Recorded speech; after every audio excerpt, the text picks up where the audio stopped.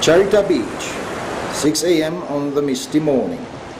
The logistics for the 5-day expedition are daunting. Food, fuel, camping equipment, there's no supply of fresh water. So they have to bring that in too. The volcano will provide nothing. The quest for Krakatau begins now. The supply boat takes everything except for personal luggage. They give it several minutes head start. Being 44 kilometers west of Charita, the usual ride by a fishing boat to Krakatau lasts some 4 hours. The team were told to look for a boat that is at least 12 meters long, with a reliable engine that can safely handle the rough seas. Instead, they have got only a 5-meter boat with two 60-horsepower engines. Lots of power for such a small boat. So they are ready for a rough ride. And rough it is.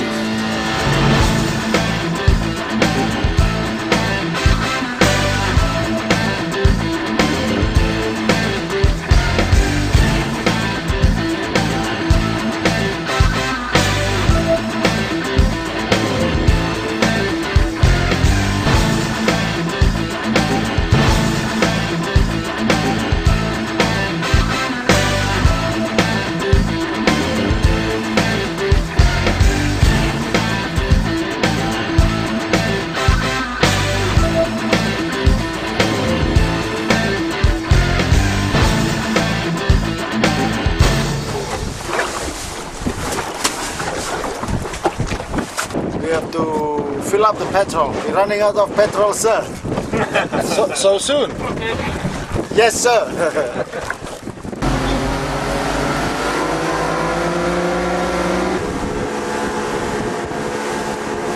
Half a time airborne, followed by hard landings, there is no time for seasickness. The engines scream their lungs out as the boat is jetting westward. The only task for the team now is to find a suitable camping ground.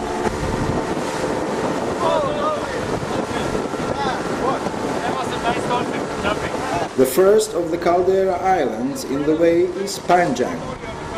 The camping ground on Panjang, however, would be a hell in paradise, as the island is permanently showered by ash due to the prevailing winds blowing from Krakatau. Completely wet from the splashing water, the team arrives at Krakatau in a surprising 1.5 hours, including the refueling stop at sea. The Krakatau Island in the background seems to be the best bet for the camping ground. The captain pauses for a while near Krakatau, allowing the weary travelers to get the first glimpse of eruptions from close.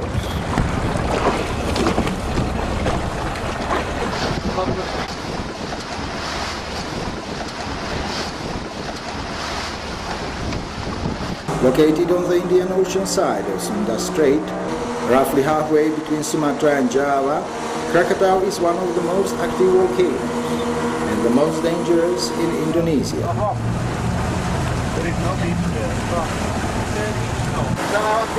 The boat arrives at Sertu, the third of the Caldera Islands.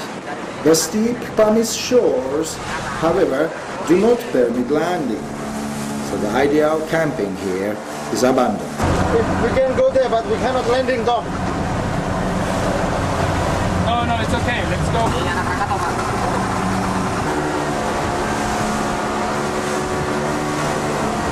The next potential ground is on Krakatau. It's however too dangerous for camping. Everybody knows it.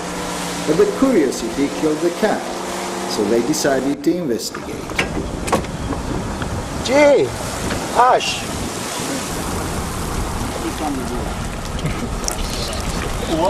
Bienvenuti. This is his way of saying welcome.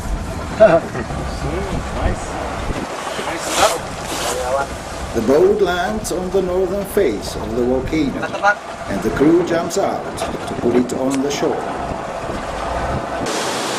Remote Sebesi volcano makes a background to the landing site.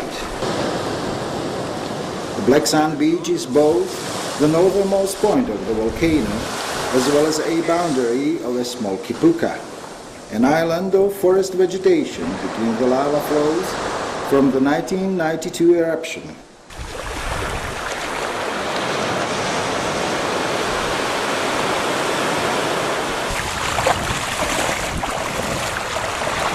You see this area there, you see the bubbles rising from the floor of the sea. There are probably fumaroles here. Maybe along a fall. If you look for it with your naked foot, you have to be a bit careful because it can burn your soul. Yeah, there's some spots. Yeah, you just found one. Ouch. I can feel it, yeah. Yeah, well, you have sandals, so it's not fair. No, but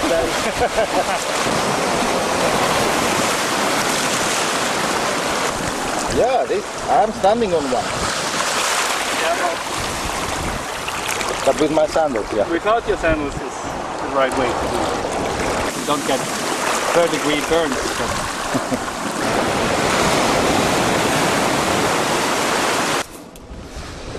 Now Tom and the cameraman Paul decide to make a dash for the summit. It's a risky move. This is a trip only they are prepared to make. The rest of the team decides to wait on the beach. They make an easy hike through the forest of pine-like casuarinas. These are hardy colonizers of the Krakatau shoreline.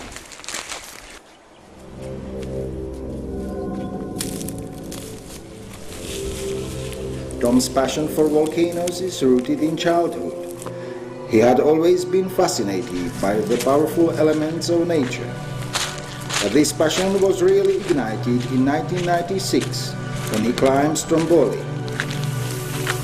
Standing in front of the exploding mountain took him by surprise, an experience he says he'll never forget. Since then he studied volcanoes at university, worked at the Hawaii and Vesuvius volcano observatories, and traveled to volcanoes all over the world. He is a founder of Volcano Dискaveri, a travel operator focused on volcanoes.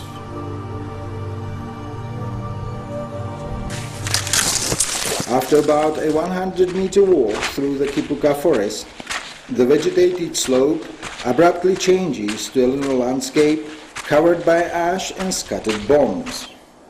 Only clumps of tough grass, called wild sugarcane, and hardy flowering plants survive the onslaught of the volcanic bombs here. Further up, there is no vegetation. This is a blood zone. This is a very dangerous place to be, and therefore they have to limit the time spent here to a maximum of 10 minutes or 3 explosions. The ground is hot and there is an awe-inspiring sensation waiting for a bang.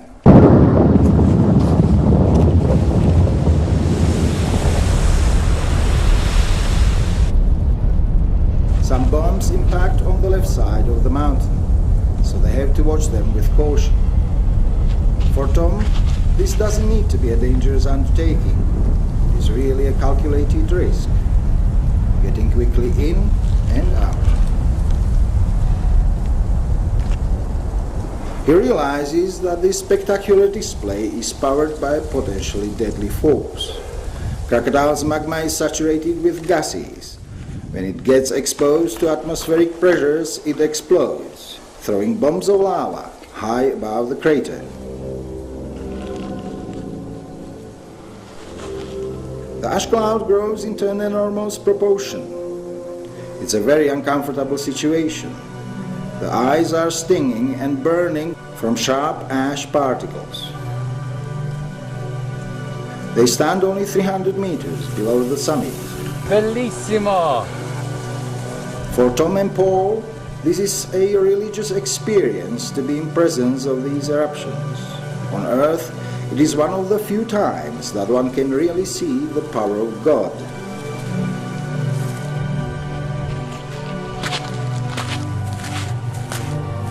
This ballistic block of massive basalt breadcrust bomb they have found 300 meters from the crater. So we have to be really careful. Anyway, this rock is good hiding spot in case of big eruption.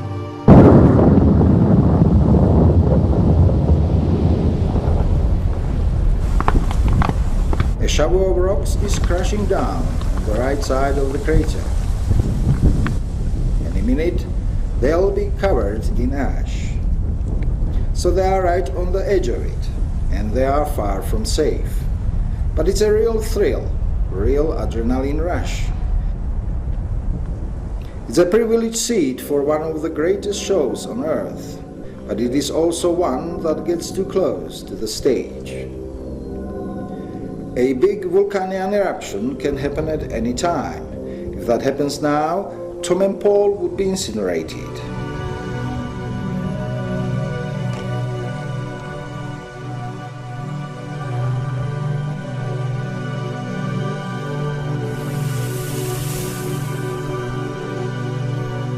For now it seems that the volcano's explosive nature has won, and Tom aborts the mission to collect a fresh sample of lava.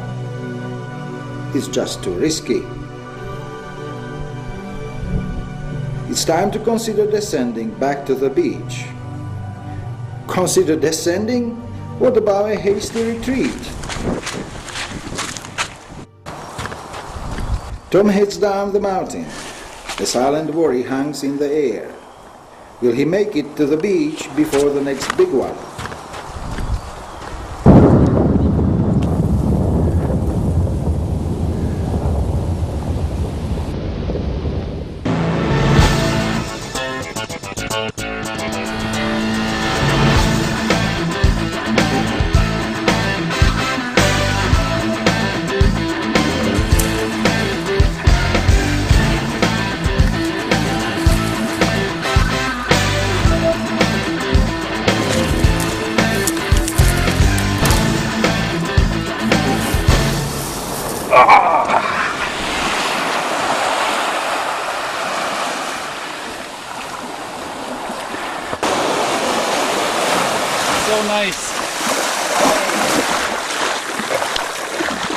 Self-inflicted torture.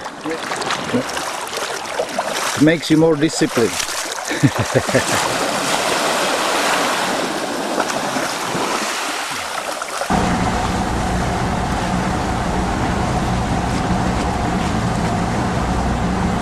The crew turns the boat around Krakatau, heading due south towards the island of Krakatau, which is one of the 3 islands remaining from the original volcano after the violent formation of the sea-filled caldera. It is 2 kilometers distant from the erupting crater. When Anak began erupting 3 weeks ago, officials declared a no-go zone of about 3 kilometers. So they are still going to camp in the danger zone. The boat is being anchored in a quiet bay on the rainforested shores of the Krakatau Island.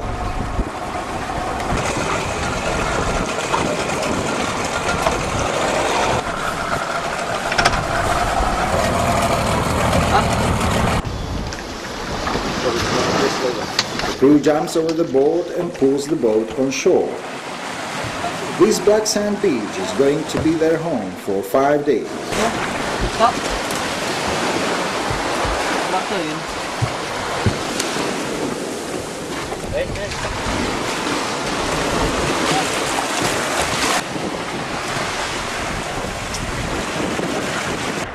The crew faces the task of offloading all camping equipment and kitchen supplies, as the supply boat must return back to Java.